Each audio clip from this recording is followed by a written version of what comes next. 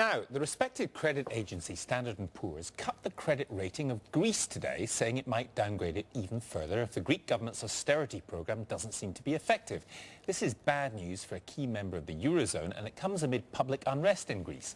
Tomorrow, Greek trade unions are holding a 24-hour strike, protesting against cuts to social security spending and overall government spending. In a moment, we'll hear from the Greek finance minister, who's in London for talks with the Chancellor, Alistair Darling. First, our economics editor, Paul Mason, explains why all this matters. It was Plato who said a good decision is based on knowledge and not numbers. Tonight, the credit rating agency S&P decided it didn't like the numbers in the Greek government's anti-crisis plan. It downgraded Greece's credit rating, deepening an economic crisis that could soon go social and political. On Monday, Prime Minister George Papandreou announced a withering budget of spending cuts and tax rises. In the next 3 months, we will take decisions that have not been taken for entire decades. When they see abroad that it is not just the government but society as a whole that is moving forward with great changes, then our credibility will deepen, the credibility of the country will be a fact. But credibility is a problem. The communist-led trade unions have already begun to protest. They plan to strike tomorrow against the budget. This line shows what's happened to the Greek budget deficit. Unsustainable in the 90s, scrapes into the 3% bracket to get into the euro, wobbles upwards again and, under the impact of the financial crisis, rockets back to above 12%. And yes, that 12.7% is about the same as Britain's deficit. The problem is Greece is in the eurozone. Deficits above 3% are not allowed. The real problem here is that Greece is spectacularly breaking the rules laid down by the Maastricht Treaty, to which of course most Eurozone economies have got to adhere. And it's been doing it on a consistent basis. And as a result of that, the markets are really starting to lose faith now in Greece's ability to pull itself back from the brink and get its public finances back into a healthier position. The Greek Prime Minister has promised to get the deficit down by 4 percentage points, but few debt watchers believe he's done enough. As in Britain, there's a problem of credibility. Greece doesn't have a good record of credibility on the fiscal side. At an earlier stage this year, it actually raised its budget deficit estimate as a share of GDP from 6% to around 12%. It doubled the estimate, and that's why there's a lot of concern in the financial markets about the credibility of the plan. The current socialist government was elected after a year of unrest over the financial crisis and over youth unemployment, police brutality. If those who went to the streets last year stage a repeat of all this, it'll test the social fabric and the political system in a way decades of refusal to reform never did. As the financial crisis moves from banks to states, we're once again in uncharted territory. Nobody knows what contagion would look like if a developed country like Greece went bust. What they do know is that the markets would then turn the spotlight on other, bigger developed countries with 12% budget deficits, like this one. Well, I think what's happening in Greece is a reminder that the impact of the economic downturn of the last year or two is not over. The banking crisis may have been resolved, but arguably that's been transferred into a fiscal crisis as governments have had to lay out vast amounts of money to support their economies, and recessions have damaged their fiscal positions. So virtually all governments across the Eurozone and elsewhere, including the UK, I think will have to take decisive and potentially painful action over the next few years to try and sort out their fiscal positions.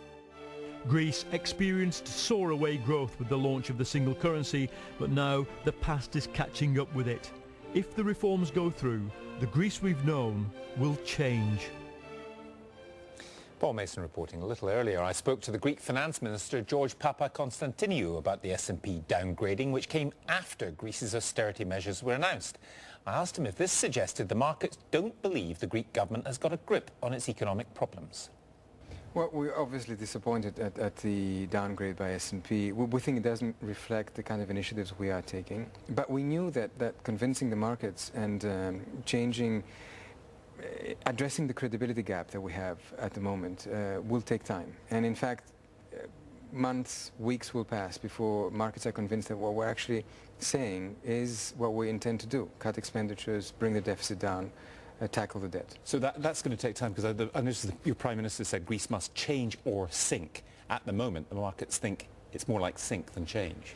Well, I think that the markets do tend to have a snap reaction with a lot of things. I think what the Prime Minister said the other night was a very focused but also quite balanced approach to things. He's saying that we need to do some very difficult things: tackle the tax system, pension reform, expenditures in the public sector, take difficult decisions. At the same time, we have to do it in a way that tries to at least protect some of the most vulnerable. And we intend to continue in that sense, to simultaneously show that we're reducing the deficit, but also realign expenditures towards productive needs and towards helping the needy. Now, you're going around some of the major European capitals. That's one of the reasons why you're here. But can you categorically rule out going to the European Commission or European Central Bank and saying, please bail us out?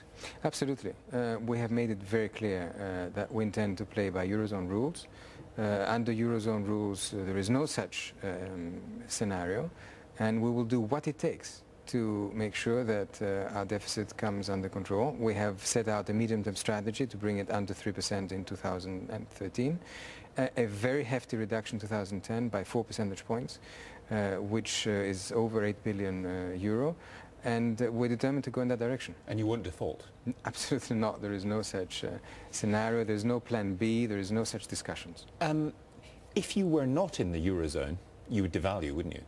If we were not in the Eurozone, the currency, as in the case of Britain, for example, would take some of the brunt. But we are in the Eurozone, which has been a boon for Greece. It's been a good thing, has it? Because some people see it as a straitjacket, as you know, particularly in this country. It has been a good thing for Greece. It has stabilized prices. It has helped investment and get the sense of a more stable economic environment. And just a final thought. You're going to see Alistair Darling tomorrow, our Chancellor. What sort of things are you going to be saying to him?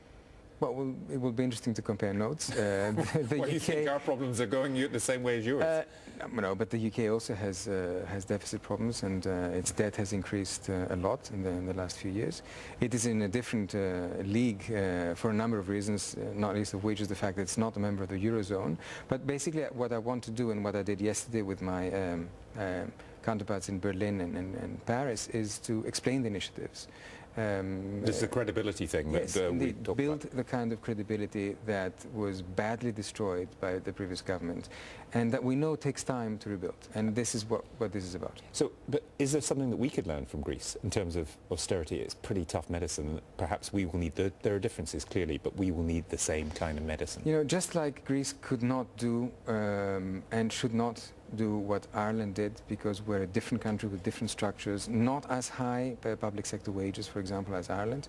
In the same sense, I think each country has to choose its own path for the same goal and choose its own policy instruments. As long as it gets there, it should be allowed to choose the exact way to do it. Minister, thank you very much. Thank you.